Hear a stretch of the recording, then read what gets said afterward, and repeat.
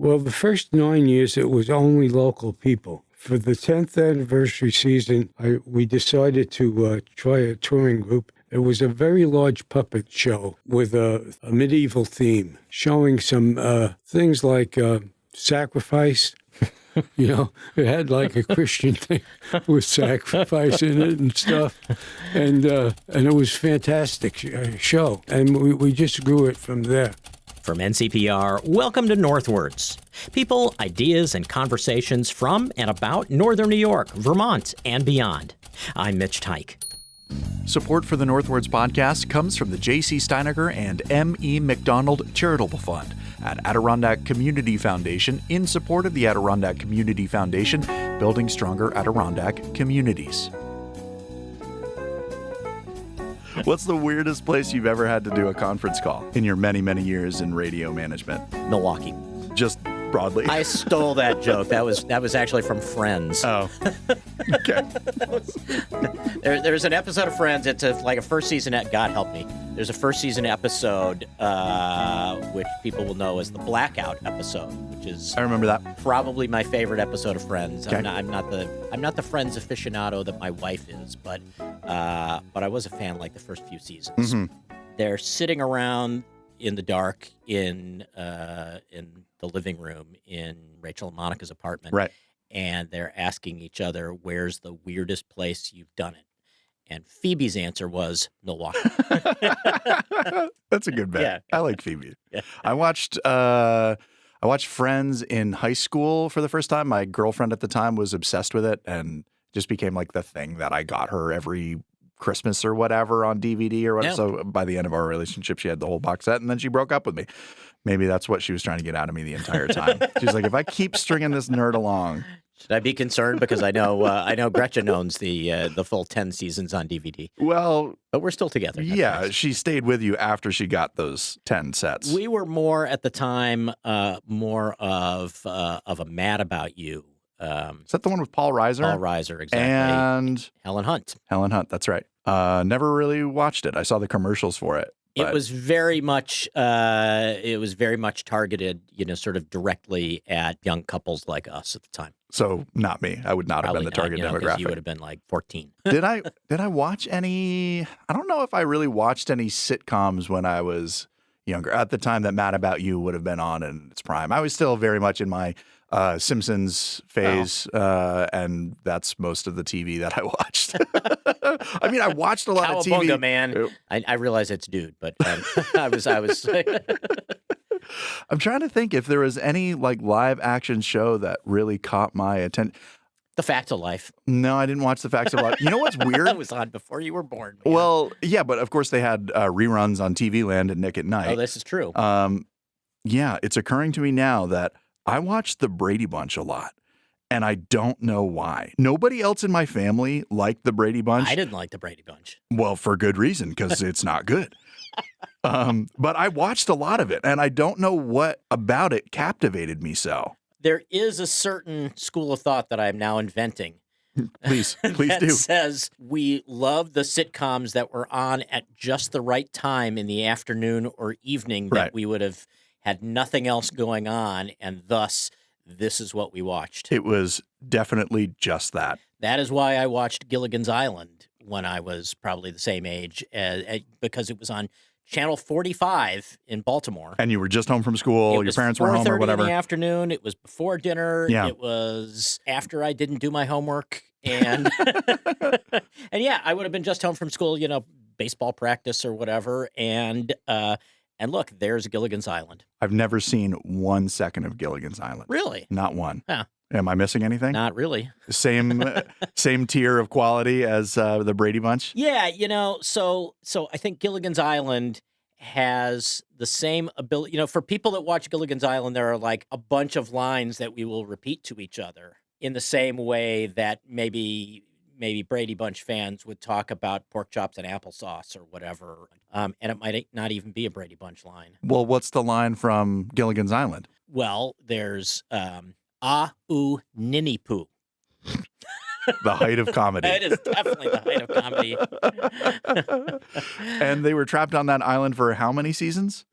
You know, it seemed like it was like 15, but it was probably, I think it was like 3, maybe 4. Maybe enough to get into syndication, and then they canceled it. Yeah, I don't know. Did they do syndication in the mid 60s? Yeah, for sure. Okay. Yeah, I think, well, I guess I don't know when that was introduced, but I know that a series has to have enough episodes before it can go into syndication. Of course, and then yeah. they sell it to other markets and whatever. So I think the big changes in Gilligan's Island that tell me it was on for at least 3 seasons were the first, I don't know whether it was the entire first season or just part of the first season, was in black and white. What? Yeah. Really? Because, you know, we would be watching it and it's like, oh my God, it's a black and white episode. This one's going to suck. And also in the first season, in the opening credits, like the theme song to Gilligan's Island, Mm-hmm. you've never watched it, but I'm sure I you know know the the song, I know right? the song, yeah. Well, they didn't name the Professor and Mary Ann in the original theme song.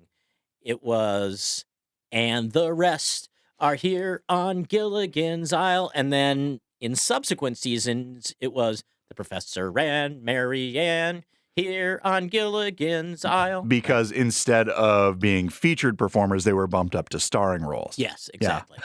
You're exactly right. Gilligan's Island ran for 3 seasons, 98 episodes.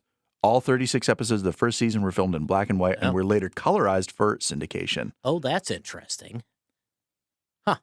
I mean, interesting in a Gilligan's Island trivia sort of way. I think it's time that, it's not interesting in other ways. It's definitely not. I think it's time Next time you're at a cocktail party, you can say, did you know that the first season of Gilligan's Island was entirely shot in black and white, but was later colorized for syndication? And my friends will say, oh, anyway. What is Gilligan's Let's move Island on. again? Yeah. I think it's time that we had a Gilligan's Island gritty reboot. I watched a gritty Like a reboot hip-hop of... Gilligan's Island? Gilligan's Island meets The Wire? Sure, yeah, absolutely. That is exactly what we're going for. I watched a horror adaptation of Fantasy Island.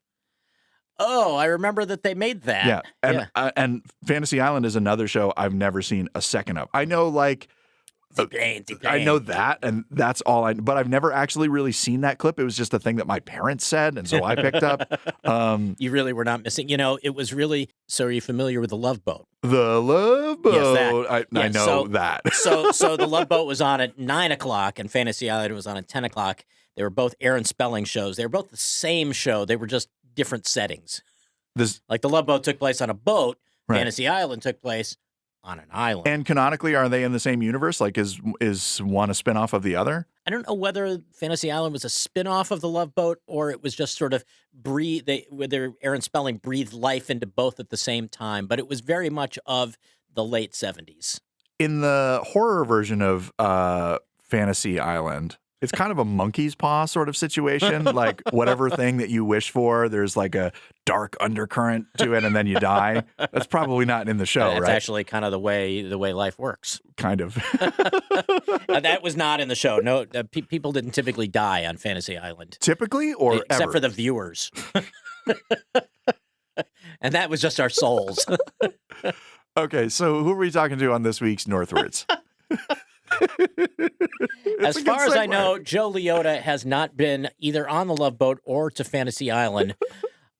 He's but creating his own Fantasy Island in the Norwood community. he is very much the Mr. Rourke of. Don't know what that means. Mr. Rourke was the controller of Fantasy Island. He was Ricardo Montalban. So he was the overlord. Welcome the to evil Fantasy overlord. Island, and his assistant was Hervé Velasquez, the small person who said "the plane," and his name was Tattoo. Tattoo. I knew that, but only after you said it. In the list of things that would never be on television today, naming a small person Tattoo Probably not. and dressing him up in a tuxedo and having him say "the plane, boss, the plane." As far as we know, Joe Liotta does not have a tattoo. None of these things are the case. Joe Liotta is a legend in the North Country music scene. Mm-hmm. He, as we'll hear in our interview with him, came to the North Country from Brooklyn to study music, and he managed to be involved in music In fact, he's still involved in music for more than 50 years. In fact, a lot longer than 50 years. But to the point that we're making in this episode, he has been the guy in charge of the Norwood Village Green music series every year of its existence. The first year was 1974, and no, it wasn't. Yes, it was 1974, 52nd year. Actually, I think this is the 53rd year, including that first one. We're not here to do math. Thank God. Over 50 years. Over 50 years. And it is a series that started kind of humbly with just local musicians and has grown over that more than half a century to bring in some really impressive people to this small stage in a tiny town in St. Lawrence County. Musicians from all around the world, all around the United States, people who have gone on to win Grammys, people who have already won Grammys. It's really an amazing accomplishment. And the 2026 edition of the series is just about to get underway. But I thought it would be important to kind of talk about the history of the series in addition to who is going to grace the stage this year. So, Joe Liotta, welcome to Northwards. So here's something I don't know because I've just never asked. You have a little bit of an accent. You're not a Norwood native. No, I was born in Brooklyn. How did you end up in Norwood, New York? I went to the Crane School of Music. And you just never left? It was very interesting going to the Crane School of Music in 1957 because you didn't have the Northway and you had to go through Utica and up 12, and the roads weren't very good. Even 11 was not very good at the time, and you were going into unknown lands. It must have seemed like the edge of the earth at that point. But it gave my mother and father and my uncle and my aunt, who drove me up here, it gave them a chance to take a trip to Niagara Falls on the way back in the roundabout way. Well, and for a kid who had grown up in Brooklyn, the Crane School and Potsdam must have really seemed like another world. It was, but the way I found out about Potsdam in the first place was the State University came around to New York City high schools and recruited, and they just happened to mention that Potsdam had a music program. That's all I remembered from it, and that's where I applied for it. And so you had wanted to go into music even that far back? Yeah, when I was in high school, I was always interested in music. Well, so what did you end up studying at Crane? Well, it's music education. At the time, it was only music education until they expanded, probably in the 1970s, into other programs. But everybody got a music education degree who graduated from Crane. So then how did you end up being the person, you said this all really got started in 1972. How did you end up being the person to do it? Just my wife and myself saw the possibilities. There's a history of music in Norwood, and a lot of people from Norwood originally came from Vermont, actually. And the Morgan family was a strong musical family, and the fire department band, which I joined in 1968. So it came out of the fire department band doing weekly concerts over there over the years. Was the band shell there already? No. First of all, we had to have a concert series to prove we can have a band shell. Which came first, the band shell or the concert series? So we had 4 concerts. The first couple of years, we had 4 concerts, and our concept was to have the band shell built out of wood on the side of the municipal building. So the village board came down and they said no, and they measured out where it was going to be. And they got the right place because we have a pretty long lawn. On the side of the municipal building, we wouldn't have had expanded as much as we did. I was doing a concert at the side of the lawn, those first 4 concerts. And I noticed that the village board was on the other side doing something.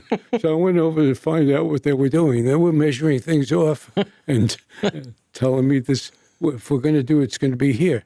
They found that there was a stream going right in front of the band shell. So they had to put it back from a little back further. And that stream is underground now. I mean, it was underground anyhow, but there's a stream that goes about 10 to 20 feet in front of the bench hill underground. People talk about moving heaven and earth, and this is literally what happened. Well, the other thing is you have to get people interested in it. And one of the two people were really interested in it besides myself and my wife, Fred Morgan and Hubert Clark. And Hubert Clark was experienced in building stuff. I mean, he had a plumbing business, and he knew contractors, and he knew architects and all that stuff. So he got one of his friends, an architect, Quentin Rudishan. My wife did the drawings, but Quentin Rudishan put those drawings into a form that a construction person could understand. I actually took the measurements of Potsdam High School stage, which is a small stage. Yeah. Way. And that was the measurements we had for the band show. Norwood has never been a huge place. How did you talk people into coming there to play in the early days? Well, the first 9 years, it was only local people. For the 10th anniversary season, we decided to try a touring group, and the touring group was from Queens. It was a very large puppet show with a theme that was a medieval theme, showing some things like sacrifice. The vicar sacrificed himself to the monster so that the town could be free. You know, it had like a Christian thing with sacrifice in it and stuff. And it was a fantastic show. But so the next year I decided to get another touring thing, and we just grew it from there. And the word of mouth spread, and people saw this as, touring groups saw this as a place to have an appreciative audience? No, I don't think it worked that way. The touring groups are interested in getting paid. Yeah, well, there's that too, yeah.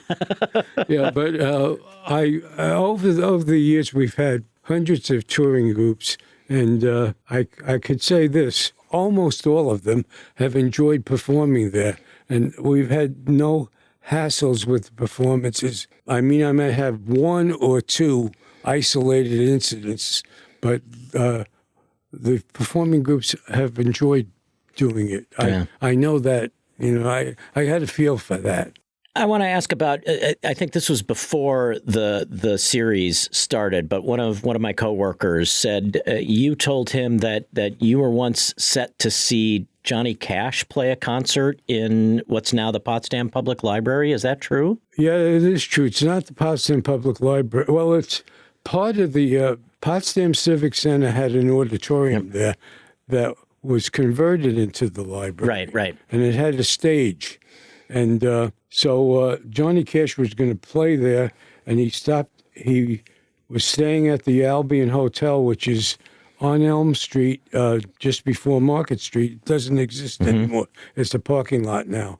And he had too much to drink at the bar that afternoon, and he got arrested.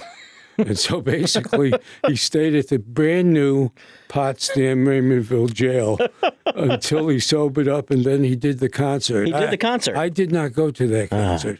That's a story that I've heard of. However, another time, Dave Brubeck played there. Dave Brubeck Quartet, probably 1960, exactly when he was at his peak with all of his stuff, with his Take Five quartet, and all of that, and yeah. all that stuff. His drummer was Joe Morello, and my roommate was a percussion major, and he had to go see Joe Morello. We didn't have any money, so we went down there earlier. Went down to the basement, put our coats on the front seat, and 5 minutes before the show, we came up and watched the show for free. And was it a good show? Oh, yeah. I bet. I mean, it was... Dave Brubeck. You can imagine that he needed a grand piano, and the Civic Center had a 1930s Mason Hamlin piano there, which was an excellent grand piano. So everything was, good. Was Paul Desmond playing with him at that point? Yeah. Yeah, wow. Actually, the turnout was not that fantastic. Huh. It's pretty interesting. You can have a name group on there, and you think that the audience is going to be all over them. And then you'll have a group that is not named at all, and even a local group might draw a lot more than a named group coming in. Well, and I'm sure that's something that you've found, for all these years doing the concert series, too. Yeah, you see it with the community performance series and the previous performance series they had there.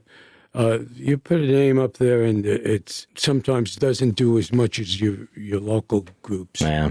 And the other thing I found, we sometimes have a little criticism that we don't do local groups. But the truth of the matter is, we have more local performers on our series every year than anybody else has in groups, all told.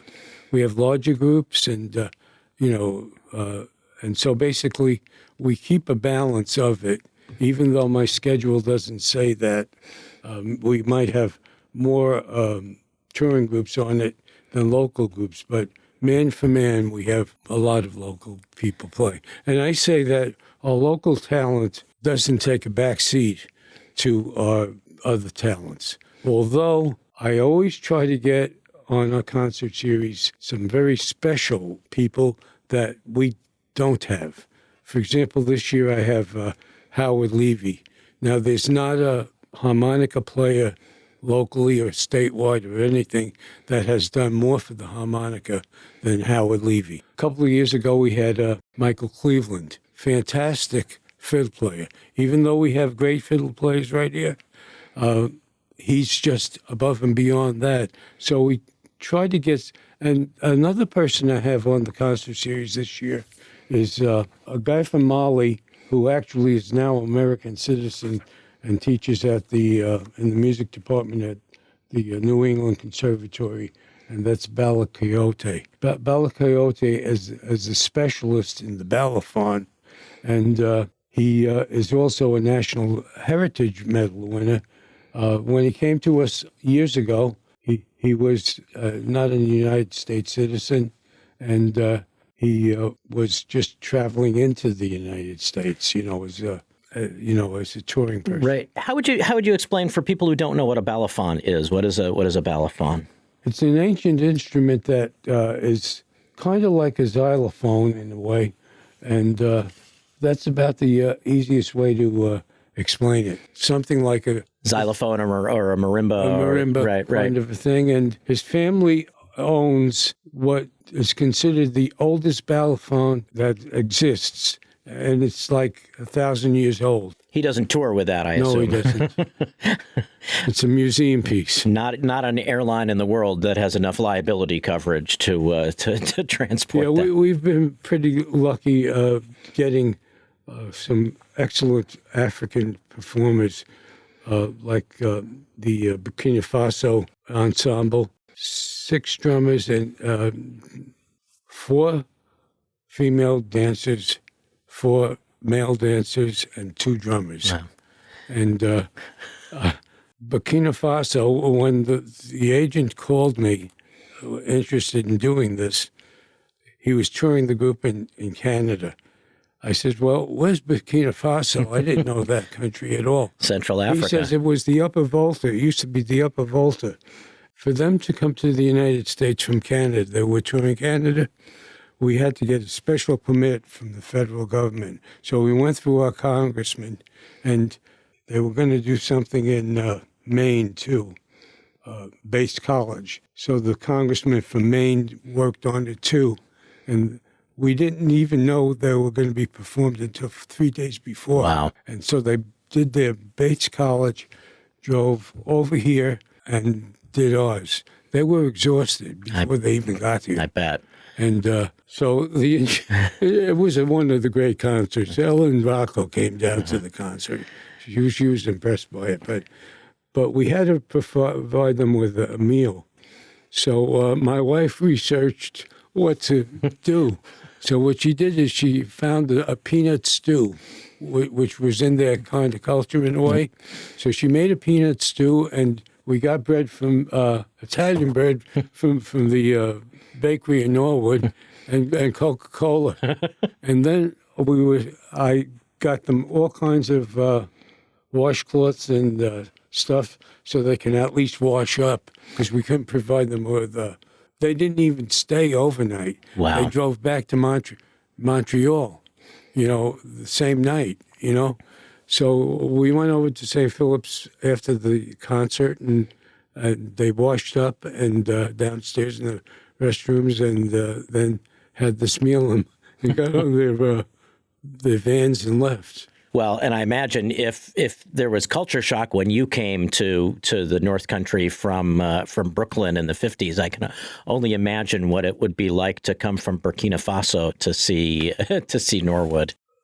You have really allowed, through this series, people in this region to be exposed to some styles of music and some cultures that they might not otherwise ever get a chance to see in person. Well, that's true, but here's another one in the cultural way. Just a couple of years ago, we had this woman who lives in Norwood, and her husband's a doctor in the health system here.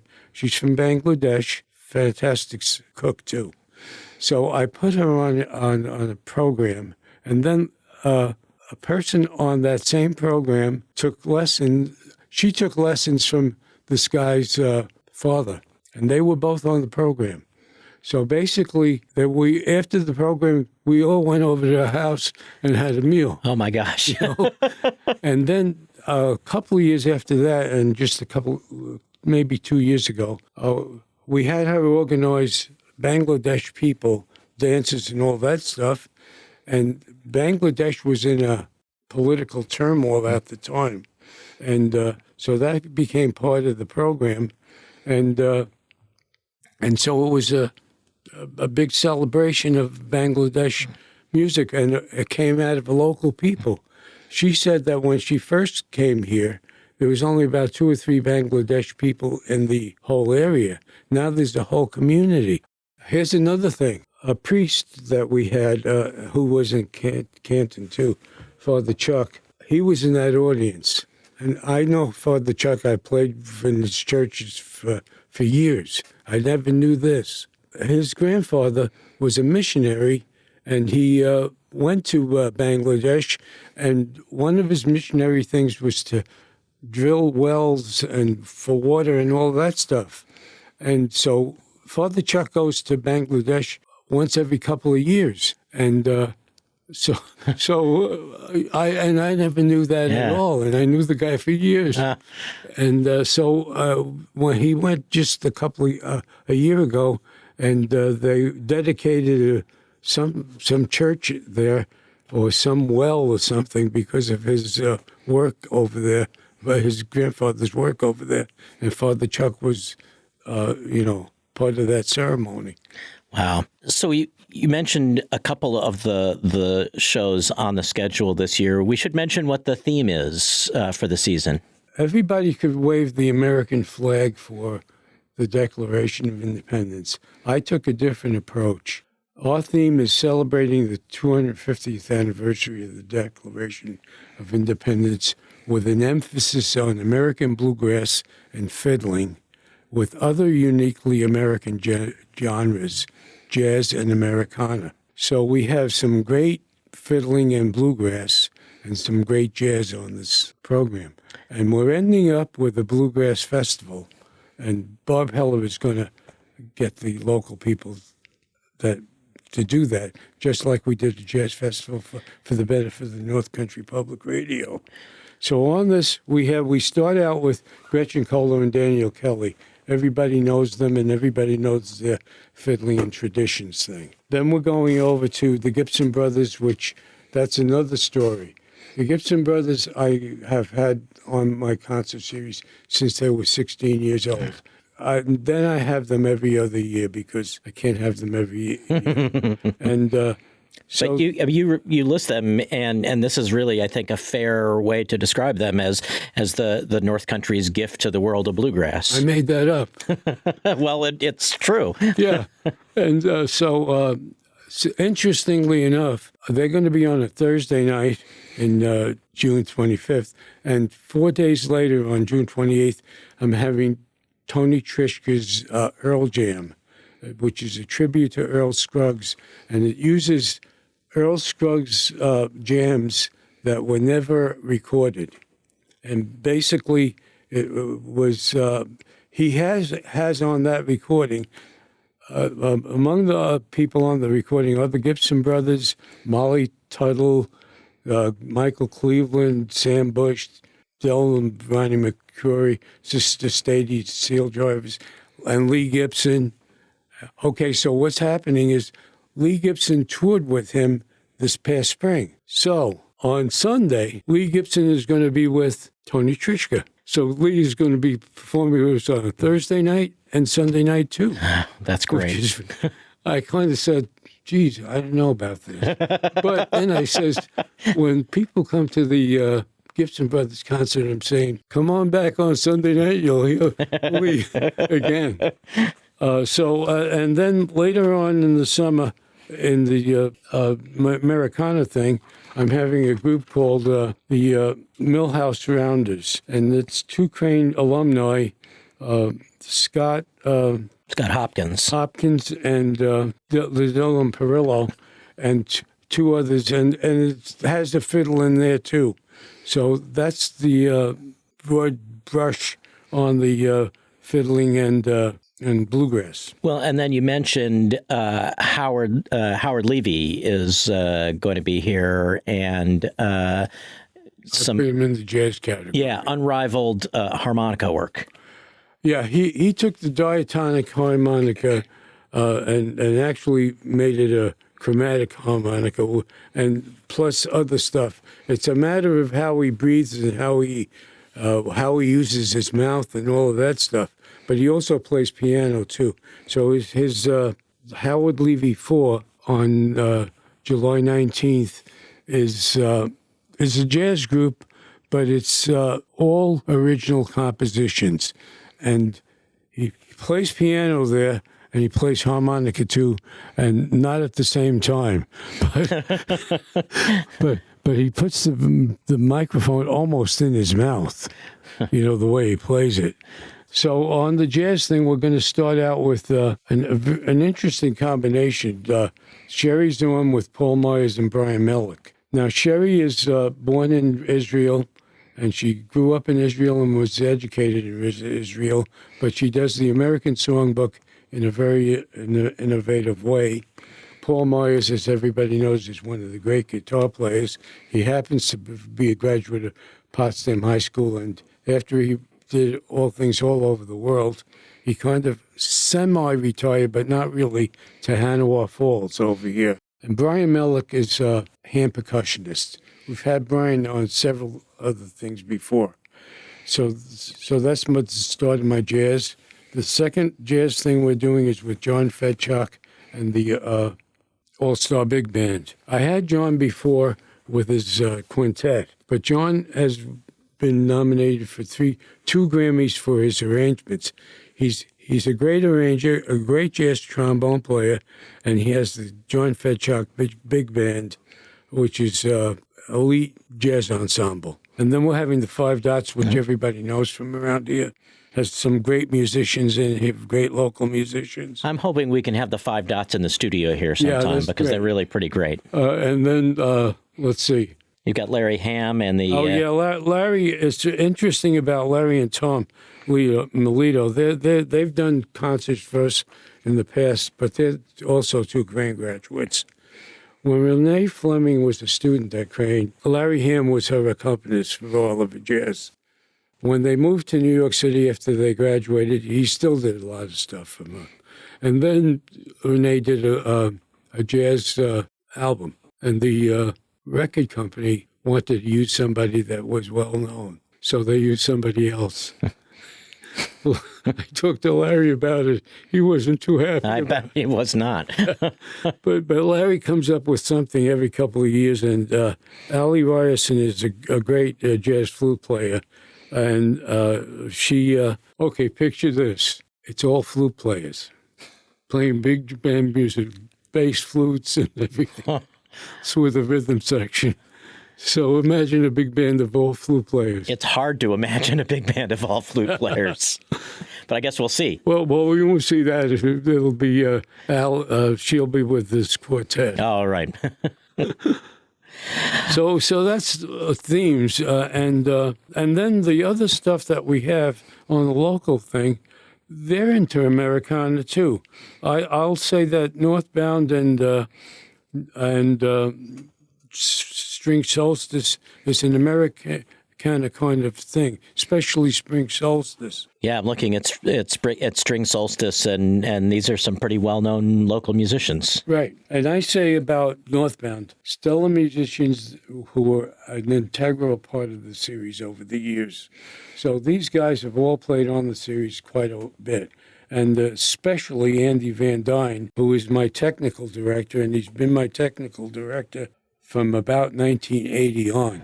And I couldn't do it without him. This is maybe this is a really obvious question, but I have to ask it. When you started thinking of this as a series, as you said, in 1974, even though there were shows in 72 and 73 as well, did you imagine, could you possibly have imagined that you would still be doing this series 53 years later? No. First of all, we only thought locally until we had our 10th anniversary. Then I started to think more touring, and then as it turned out, it started to think more globally.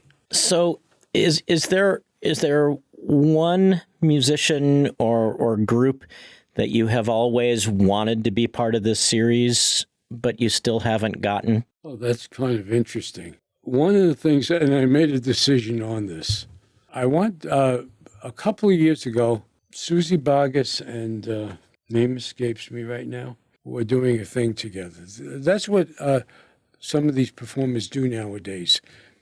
They go small. They stay on stage, two of them, and they talk about their stuff and play their...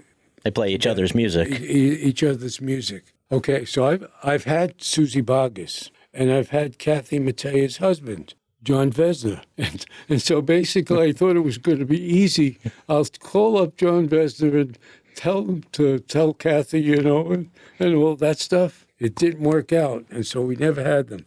So then I went to see Kathy Mattea do her solo thing. And she does that Sunday night thing. And that's another problem, to get them together and schedule them. So they could not do it. I saved a lot of money, and I'm glad I did, because I didn't have the money to really do it anyhow. So that's one thing. And they're doing a couple of things together again, but it's sporadic. So I don't know. So Susie Boggess and Kathy Mattea, if you're listening to this... Yeah. Actually, I saw Susie Boggess again in Florida this past year, and I waited around to talk to her afterwards. And her husband went to get her backstage and all of that stuff. So I did wait around and talk to her about doing another concert. She might be on our concert series next year again. But, like you said, some of these performers have been great and out there, and then you don't hear about them. Their talent does not go away. So Susie Boggess down in Florida was as good as Susie Boggess was for us, and Susie Boggess when I saw her down in Florida before. Now, when I saw her before, I have a technique. If you want to speak to a performer after a show, do not go there and rush up. Wait until the line is almost complete. So I waited across the street, the lobby of the Capitol Theater. I saw when the line was gone, and then I went in. I was able to talk to Susie Boggess. This is years ago, before I had her there. So I was on her radar when I called her agent and all of that stuff. And the same thing happened with Bernie Williams. Now, Bernie Williams never performed for us. But what happened was Bernie Williams, he was performing up in Clayton. So I went up to Clayton, but I had talked to his agent before. And this is Bernie Williams, the ball player who became a jazz musician. Right. Right. Now, I talked to his agent before, and I had an idea how to have Bernie Williams. But and the college, SUNY Potsdam, was trying to give him an honorary doctorate, but he wasn't responding to it. So I went to Clayton Opera House watched him perform. Of course, you know what his last piece is? You don't call it the last piece. What do you call it? The encore? The encore. Take me out to the ball game. It's a sing-along. So basically, after that, I went to talk to him and his agent. His agent was right there. And I says, you know, Bernie, this college is trying to give you, it's a good thing. You should you respond to them. And so they did him, and they put him on their graduation thing. Once again, that did not fill up Hosmer Hall, and it should have. So that's Probably too many Mets fans up here. Well, if you're a Mets fan, you're suffering right now, right? Yeah.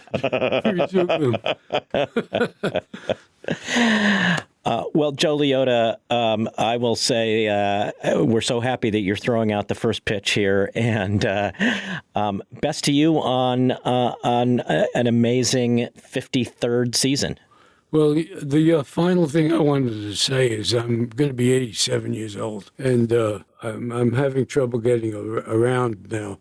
Mentally and all of that stuff, and basically medically, I'm okay, but it's the physical wear and tear. So I committed myself to do this for 2 more years, and then I'm going to have to give it up. I'll be 89 years old, and I've hired a really good crew for this coming year. A couple of sophomore boys from Norwood, Norfolk. And when you hire a crew, by the way, sometimes you really luck out. And we lucked out last year. We hired a high school student, Caleb Frigo, who is now in the Clarkson School, and he's going into electrical engineering. And he's working hand in hand with Andy Van Dyne in doing our sound. So sometimes you really you get sometimes lucky. you get a grunt moving this around and that around, you know, and sometimes they don't work out. They quit, and they don't tell you they quit. So is it your hope that 2 years from now you will pass the mantle on to someone else? You can try your best, but what happens is it'll carry on. It won't be the same, but you can't expect it to be the same. I don't know. There's a couple of my board members that are capable of doing this if they want to, and they're young enough to do it. But it's a lot of work. Well, you have to do it. I'm very bad at that. I like to keep my hand in every little part of it, and maybe that's what makes it successful, because I am in every part of it. I know what I have to do and what needs to get done, the ups and downs of it. There is a reason that the band shell is named for you. Well, that was Andy Van Dyne's idea. Well, then anyhow, that was his idea. I'm glad he did it too. Well, Joe, I'm glad that you've been doing this for so long, because I think the North Country wouldn't be the same without it. Yeah, that's given a lot of people a lot of stuff. And thanks for telling us about it. Thank you. Joe Liotta is the founder and the director of the Norwood Village Green concert series. The 2026 edition of the series is about to begin. You can find a link to the full schedule at ncpr.org/northwards. And Ethan Shanty, Ethan's our producer, and he joins us from time to time, like every time we do this show. You've actually been on the stage at the Village Green. Many times. Yeah, when I was a kid. I mean, the Norwood Village Green, the band shell has been a mainstay in my life for literally ever. And when I was in high school, I played in a lot of jazz ensembles, jazz combos on the Norwood Village Green. My rock band, The Fall Effect, played during a local showcase, and the very first recorded music that I ever got was from our performance on the Norwood Village Green. Terrible, awful. Wait, the very first recorded music you ever got, like before you got a Def Leppard album or whatever? Oh, no. Sorry. What I'm trying to say is the first time I had music of my own recorded I gotcha. was Andy Van Dyne was running the soundboard at Andy Van Dyne. He still does, I think. Still does, yeah. He was an instructor at Norwood Norfolk Central School. where I attended, he recorded my band, The Fall Effect, our set, which included not only a Jimi Hendrix cover, but also a Limp Bizkit cover. None of which were good. I cannot play guitar. It's kind of him to record it anyway. Well, yeah, and he gave us the CD without comment. Why did you call yourselves The Fall Effect? I don't know. I think that it was probably one of those like early name generator things. It's not a bad name for a band, actually. Yes, yeah, we were sort of. Doesn't mean anything, but no, it doesn't mean a thing. We fashioned ourselves as a sort of like emo pop punk band. We are not good, but nobody's first band is good, and nobody's first band should be good. So no reunion tour coming up? Probably not. Have you ever, and maybe you just said this, but have you ever played as part of the Village Green concert series? I don't think so. I think maybe that local showcase. Salute to Punk? Well, there were a lot of bands on that bill that I remember sort of making Joe angry. Well, that's the punk thing, right? So I think that this local rock band showcase was a part of the Norwood Village Green concert series. I could be wrong, but I can't imagine any other reason why it would have been in that season. And I remember there was like one band in particular who I think was just a little too raucous and rowdy, and I think that they got asked to leave the stage. I could be misremembering or conflating like two different events, but I remember even at that time just being like, this band shouldn't be playing the Norwood Village Green. Too much for Norwood, New York. Well, every once in a while, like in here, Radio Bob will come up and he'll be like, does your band want to play alongside my band? His band is very much in the classic rock tradition. Right. And I'm like, Bob, the people who are coming to see your band do not want to see my band. Many of them are deaf, though. Well, maybe that helps. They just like the movement, I guess. Anyway, so we should, in the interest of full disclosure, we should mention that Joe Liotta was instrumental in putting together a benefit concert, a jazz festival for NCPR last year, and is doing the same thing at the end of the Village Green concert series this year. Cool. Only it'll be Americana and bluegrass. Mm-hmm. So we're grateful to Joe for that and for all of his years of championing music in the North Country, and just delighted to have him on the show. And should we mention that the Norwood Village Green concert series is a financial supporter of this station in other ways too? We should, by giving us money. That's the other way. They're an underwriter. That's the other way, yeah. We have fun. Ethan, everybody here has fun, and many of the people here are involved in the production of this program, or they're not really, but we like to name them after the show ends. So why don't you run through that list of names once again, just for old time's sake, because that is how we end the show every week. It would be my pleasure. Northwoods is an NCPR podcast production. The show is written, produced, and edited by Mitch Tyke with digital production supervision by me. I'm Ethan Shanty.